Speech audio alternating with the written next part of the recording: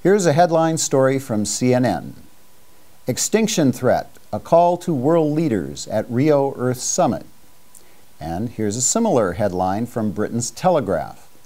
Rio +20, world faces mass extinction of wildlife, UN warns. So forget about global warming for a moment. It's time to shift into near panic mode over another apocalyptic threat to our planet.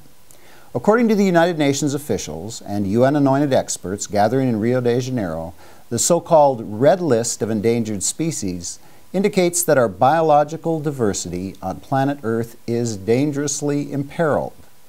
Thousands of species of birds, mammals, amphibians, plants, and other flora and fauna will soon disappear due to human causes, they say. To prevent this natural disaster, they say we must implement the UN's global mandates on biodiversity and sustainable development. This involves accepting massive new restrictions on our energy use, travel, consumption, productivity, and economic prosperity. The Red List of Endangered Species is produced by the IUCN, the International Union for the Conservation of Nature, more commonly referred to as the World Conservation Union. The IUCN played a major role in producing this massive study, the Global Biodiversity Assessment, in 1995. Following the first UN summit, it was published by UNEP, the United Nations Environmental Program. The World Conservation Union is funded with hundreds of millions of dollars from taxpayers, which are funneled through the UN and its myriad of agencies, such as UNEP. It gets massive cash infusions as well from government agencies in the United States, such as the EPA and the Energy Department, and from the European Union. Then, of course, it gets millions more from the usual left-wing tax-exempt foundations: Ford, Rockefeller, Soros, Ted Turner, Bill and Melinda Gates, etc. They and others have been more than willing to fund virtually every green cause, no matter how extreme.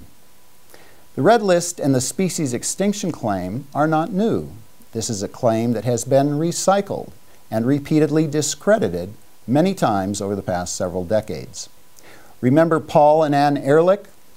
They're the co-authors of a number of doomsday studies that have been causing panic among the gullible for more than 40 years. They are best known for the population bomb, published in 1968, and for the population explosion, published in 1990.